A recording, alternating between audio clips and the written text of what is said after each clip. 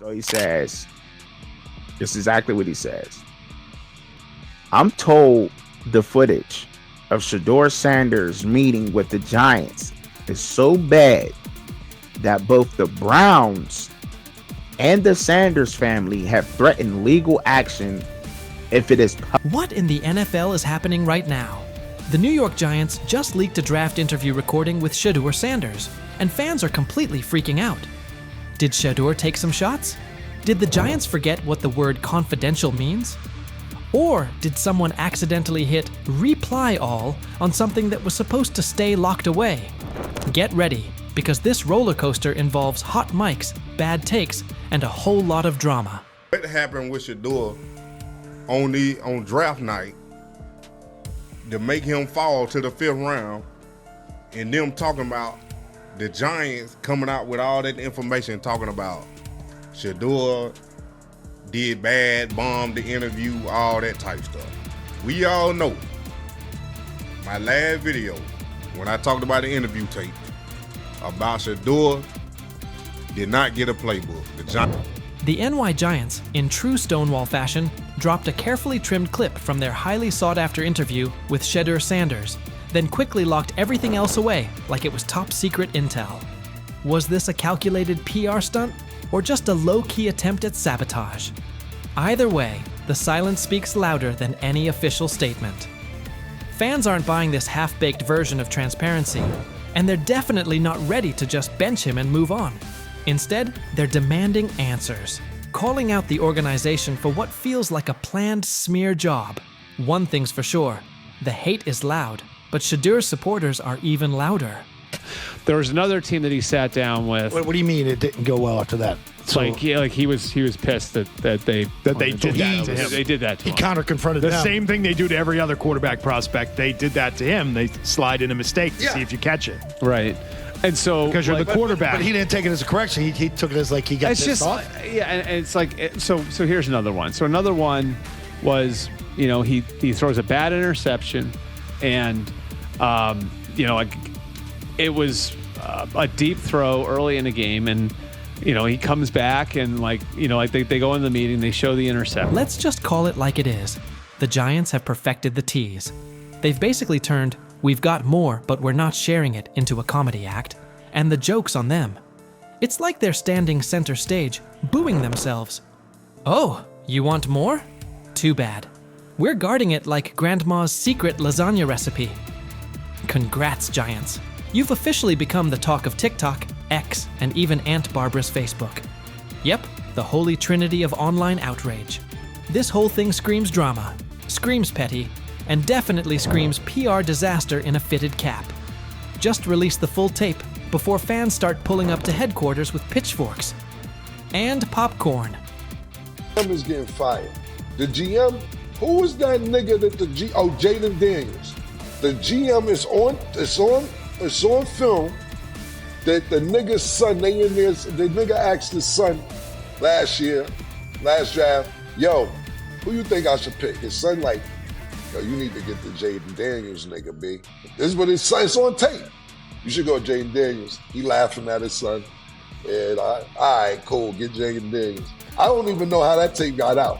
I wouldn't have let the shit get out personally. Meanwhile, Shedeur, the latest poster boy for maybe the Giants don't like talent unless it's dressed in blue and red confetti, is soaking it all in like it's just another day at practice. And here's the best part of the irony. The Giants tried to label him as all hype, no substance, a paper tiger. But instead, they accidentally turned him into the hottest name being mentioned by every sports analyst out there. They tried to bury the story, but somehow ended up stamping it in bold. It's the classic case of ignoring a trending conversation for so long that sure, people get annoyed, but at the same time, they keep your name alive better than your own PR team ever could. It's funny. New York Giants, where these tapes at? You hear me? Because if Shedeur Sanders was so unprofessional, y'all would have leaked the tapes for the whole world could see, right? Because understand, it's a lot of he say, she say. But one thing I do know, as a young black man growing up in this world. Being straightforward and not sugarcoat anything. Oh, this narrative is pure gold. Giants PR completely skipped subtlety and went straight to the "we don't like his dad" playbook. A move so awkward, it's like trying to dunk and ending up in a kiddie pool. You can almost picture them brainstorming it. Yeah, we're just not fans of QB families that aren't ours. Because nothing screams professionalism quite like having zero self-awareness. And the fan reactions? Absolutely priceless. That one little clip was all it took to set the internet on fire. Keyboards everywhere started lighting up. People are asking, why hide the good stuff? What are you trying to cover up? If there's really nothing to hide, why not just drop the full thing? And spoiler alert, they weren't whispering. Social media exploded faster than a New York City grill on Memorial Day weekend. Them out. Another moment. What they do during the film and the combine and the meetings is teams will install mistakes intentionally planted in the install, and they want you to catch them. Shedeur didn't, and when a coach called him out, once again, it didn't sit well. It's like, bro, there's not many teams needing quarterbacks, especially since Pittsburgh appears to have a deal with Aaron Rodgers and Tennessee's getting Cam Ward. So you're down to the Giants, who are not in. And that brings us to the next tasty slice of irony. By refusing to release the full interview, the New York Giants probably thought they were hurting Shedeur Sanders' image. But instead, they ended up throwing gasoline on the hype train. Rather than shutting things down, they made him look like the kid who grabbed the last cookie and somehow got blamed for taking the whole jar. Only difference? This kid's got cameras on him 24/7, and he's handling the heat like a seasoned pro. Now, every move he makes is being broken down. Every throw studied like it's a presidential debate. Fans are calling it what it is. They've lied on Shedeur. Some say the Giants just don't like his dad. And honestly, that might be true. Maybe this whole thing was just a cheap shot at Deion Sanders by extension. But here's the plot twist. The harder they try to drag him down, the more interesting his story gets. The Giants accidentally turned Shedeur into a walking headline, a controversy in cleats. They tried planting doubt, but all they really did was create buzz. He's no longer just a top draft pick. He's now a symbol of resilience, a narrative goldmine, and living proof that real talent doesn't fold under pressure. It levels up. And at this point, even if the Giants wanted to, there's no turning off the spotlight. Okay, so probably the most fun yet the most difficult thing I cover and we cover all year long is not games. It's the NFL draft. Because I've said this many times, you get lied to for a month to 2 months up to it. And so often during the draft, and every few drafts, there's a guy that really falls, precipitously falls. This year it was Shedeur Sanders, it's been Aaron Rodgers, it's been Dan Marino. Every few years somebody falls a lot. And so, but those stories don't come out until like the fall and after. Let's not overlook the fact that the hate is so strong, you could bottle it up and sell it as radioactive cologne. You can practically watch it leaking out of Giants HQ like toxic sludge straight out of a bad superhero origin story. But here's the twist. Maybe that's their superpower. Maybe the New York Giants really believe they're cooking up some secret formula, a cocktail of manipulation and media spin. But here's the thing. Every bit of shade they throw at Shedeur Sanders only makes his story bigger. Every time they try to box him in as some overhyped diva or question his character, they accidentally hand him another viral moment. And now, he's the underdog hero rising through the smoke. Let's be real. This isn't just about football anymore. This is about narratives, control, and how the establishment absolutely loses it when they're no longer holding the pen. And the real kicker? They still won't release the full interview. You've got NFL fans, media heads, and entire Reddit threads all chanting, "Drop the tape."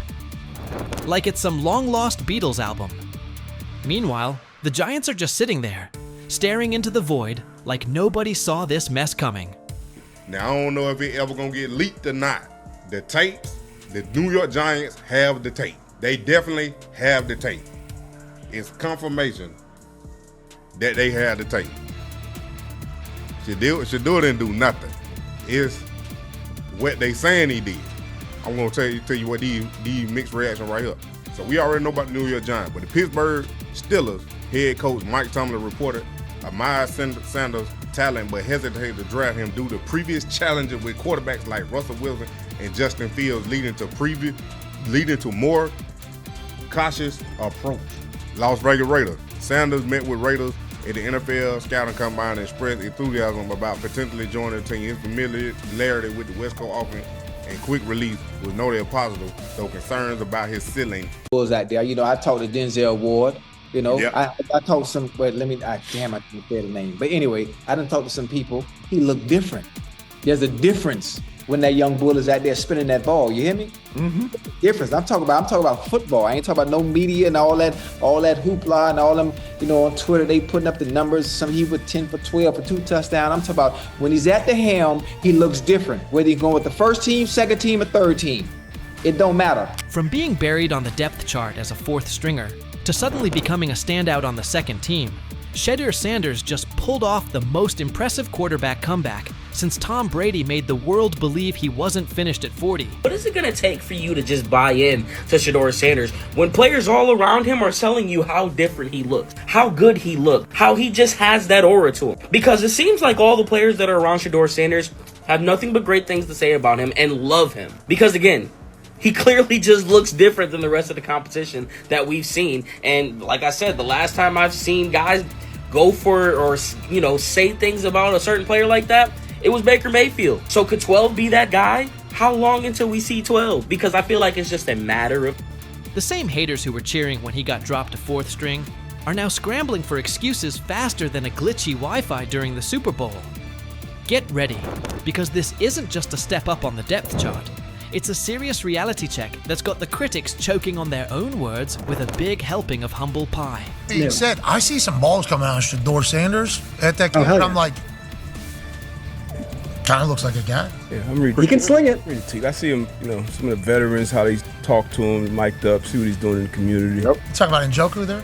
Njoku, Mike Knapp. Yeah, once you see, different little interactions and things like that, I know he has the talent. We'll see. It'll be a competition that usually brings the best out of guys, especially young guys. So I'm interested to see how that quarterback situation. I've heard he's been outstanding.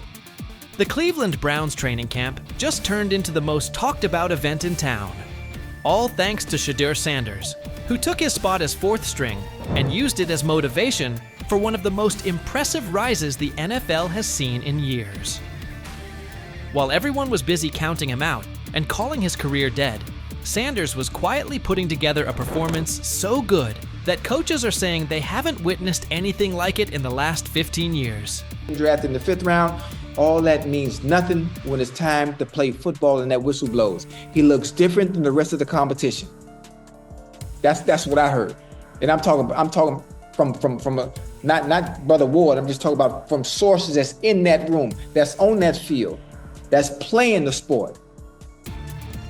Man, come on, man.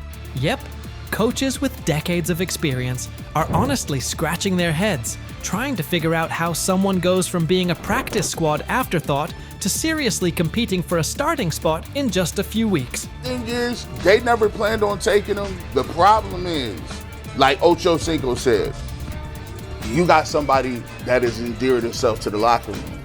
And guess what? The difference between him and Tim Tebow, the biggest one, is he can play. He can throw the ball.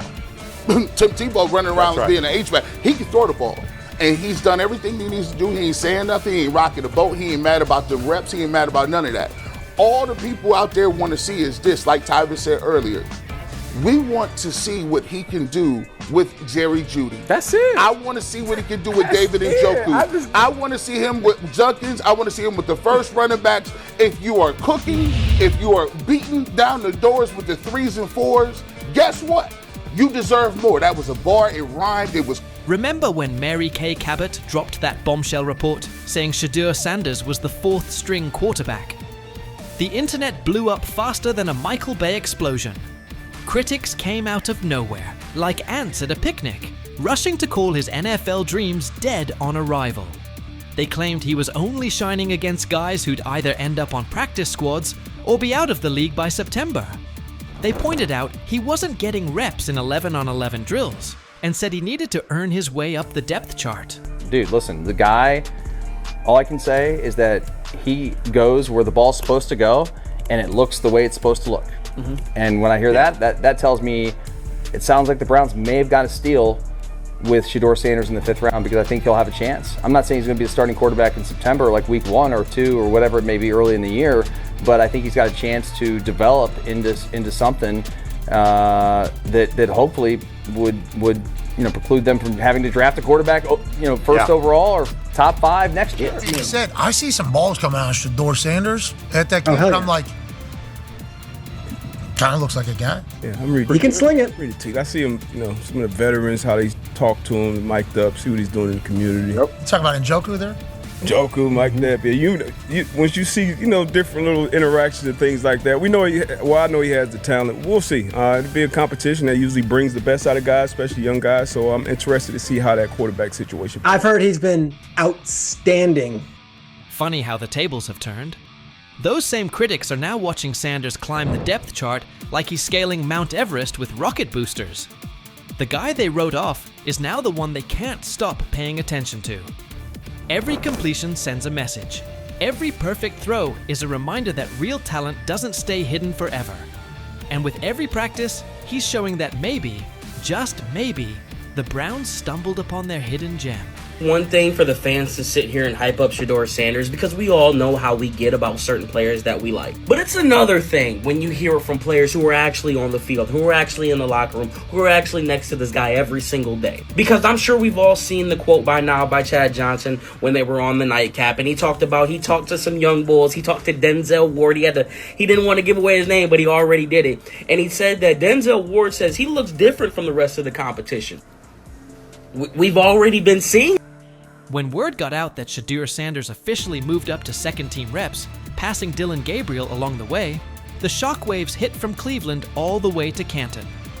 This wasn't just some small roster tweak, this was huge.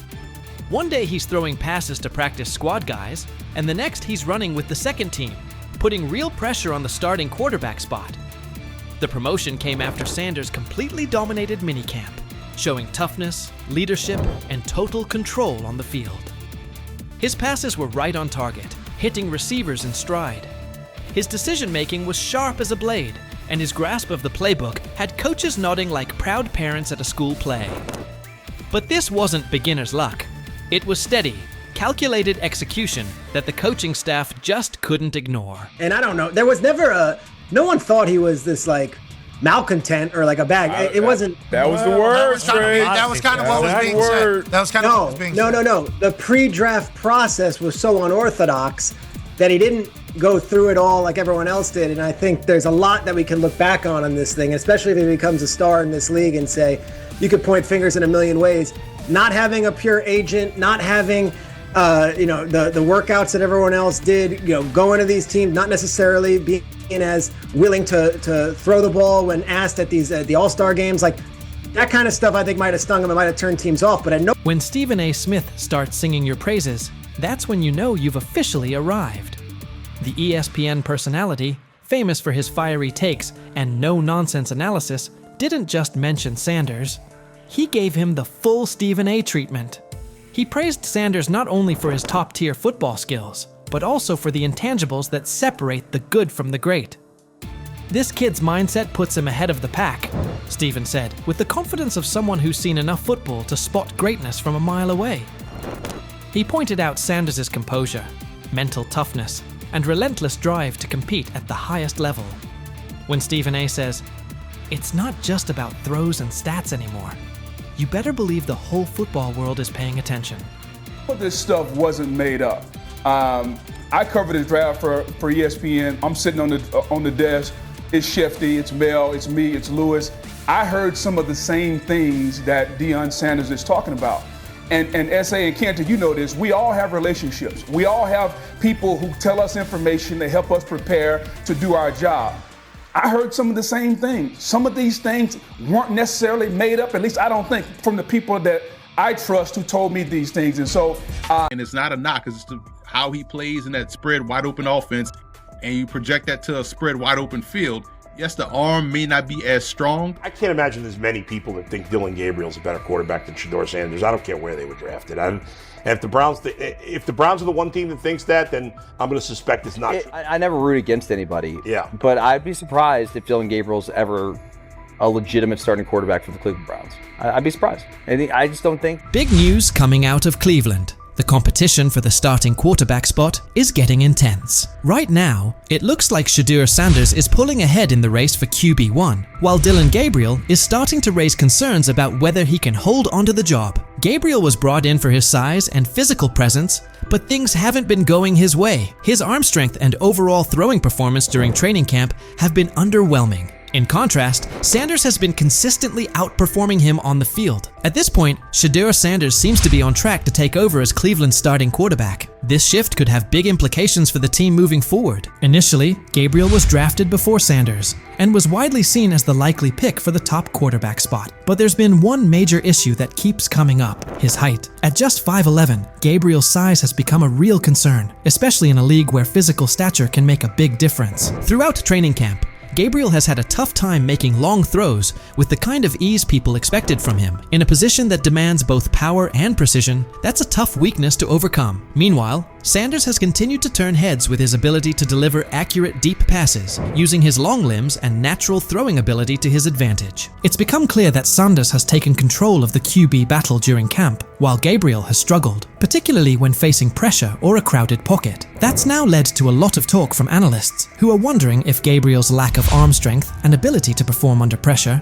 might be too big of a hurdle for him to succeed in the NFL. The big question now: how can a quarterback with such a serious gap in his game expect to survive, let alone thrive, in one of the most competitive football leagues on the planet? Gets the ball out, he's accurate. As far as how's that translate to the National Football League, I just don't see it. I don't know why. I'm sure he's a great kid, he plays his ass off, he's a winner, but when I watch him on tape, nothing really excites me about his game other than the fact that he's pretty accurate, got a quick arm. Dillon Gabriel's struggles became pretty obvious during OTAs and minicamps, where some key issues in his game started to show. One particular rep stood out: he looked noticeably worried about defensive linemen swatting down his passes at the line of scrimmage. That concern led him to start releasing the ball a bit higher than usual, and it threw things off. Some of his passes ended up sailing over his receivers' heads, while others got tipped right at the line. It's definitely something he'll need to work on if he wants to seriously compete at the pro level. Dillon Gabriel raises a lot of eyebrows of concern. As you guys know, he had a ball batted down today, and it turned into an interception, pick six. And you guys can see right here, this was a cause of concern coming into the draft when it pertained to Dillon Gabriel, is how, his smaller frame. You guys seen it with the Johnny Manziels. Just kind of with those guys, the smaller frames, getting balls batted down to the line, ultimately turns into interceptions. That being said, both Dillon Gabriel and Shedeur Sanders have things they need to work on. Neither of them is flawless, and the quarterback competition is still very much alive. Sanders has shown more consistency throughout camp, but nothing is set in stone just yet. Both quarterbacks are still in the running, and the battle is only getting more intense. While Gabriel was having his share of mistakes, Sanders was out there dropping dimes during practice. His throws were on point, showing off some serious precision and smart decision-making. One play in particular stood out. He connected with his tight end on a corner route near the back pylon. It was a tight window, with a linebacker trailing, and the receiver pressed at the line. But Sanders placed the ball perfectly. It was a textbook read. As soon as the safety bit on the short route, Sanders quickly recognized the one-on-one coverage and took the deep shot without hesitation. That kind of situational awareness, paired with his accuracy, is what's giving him the edge right now. There's even been some chatter that Cleveland may have picked up Dillon Gabriel just to block another team from grabbing Sanders. According to reports, owner Jimmy Haslam was very interested in bringing Shedeur on board, but not everyone on the coaching staff was sold at the time. Regardless of those early disagreements, Sanders is proving himself where it matters, on the field, showing that he's ready to compete at the highest level. There's a lot of speculation. He wanted Shedeur Sanders. The staff drafted Dillon Gabriel, Oregon, 2 rounds earlier. And they were doing that not because they necessarily loved Dillon Gabriel. They liked him, but they thought it would stop their impulsive owner from forcing them to draft in round 4 Shedeur Sanders. One thing that's really helped Shedeur Sanders stand out is how well he communicates on the field and takes charge of his teammates. His leadership and calm under pressure have pushed aside any lingering doubts about his potential, and he's steadily climbing to the top of the QB competition. The progress he's made in such a short span is making the coaching staff take a second look at their original plans. At this point, it's becoming clear that Sanders is making a serious case to be the future face of the Cleveland Browns. But it's not just the coaches he's winning over. Fans are fully backing him too. Across all age groups, people are showing strong support for Sanders, with many calling for him to be named the starting quarterback. His exciting playstyle, paired with his natural leadership and magnetic personality, has really struck a chord with the fan base. There's a noticeable buzz building around the idea of him leading the team, and fans are clearly invested in his journey. The hype isn't just about what he could become, it's about the energy and spark he's already bringing to the team. Fans want someone who can lead, inspire, and get results. And right now, Sanders looks like that guy. Even veteran quarterback Joe Flacco had high praise for him, saying Sanders puts a smile on his face, not just because of how he plays, but because of the positive vibe he brings to the locker room. It's obvious that Sanders is leaving a strong impression on everyone, from coaches and analysts to his teammates. I don't know if it has an impact on much, but Shedeur's been great. I mean, he's a lot of fun to be around in those meeting rooms, and I think so far there's been, at least once in the meeting room that he's made me crack a smile, and that's what it's all about. He's a young guy trying to learn some football and come out here and practice well and do those things. And like I said, he's been a lot of fun. I mean, he's come up to me and. As the quarterback race in Cleveland picks up steam, it's becoming more obvious that Dillon Gabriel is slipping out of serious contention for the starting role. He came into camp with high hopes, thanks in large part to his size and athleticism, but his recent showings have raised some red flags. Gabriel's inconsistency with deep throws, especially when under pressure, has exposed a major weakness that's tough to ignore. Even with his solid build and physical tools, Gabriel just hasn't shown the kind of arm strength and accuracy needed to compete at the NFL level. His inability to stay composed and deliver under pressure has only fueled more concern about whether he can really hold his own in this league. Meanwhile, Shedeur Sanders is quickly climbing the depth chart, not just because of his standout play, but also due to his physical strength and mental grit. Sanders has been throwing with confidence and precision, even under duress, and he's consistently making smart reads when it counts. His accuracy and decision-making have really popped during training camp. What's more impressive is Sanders' commitment. Even without getting most of the first-team reps, he's stayed locked in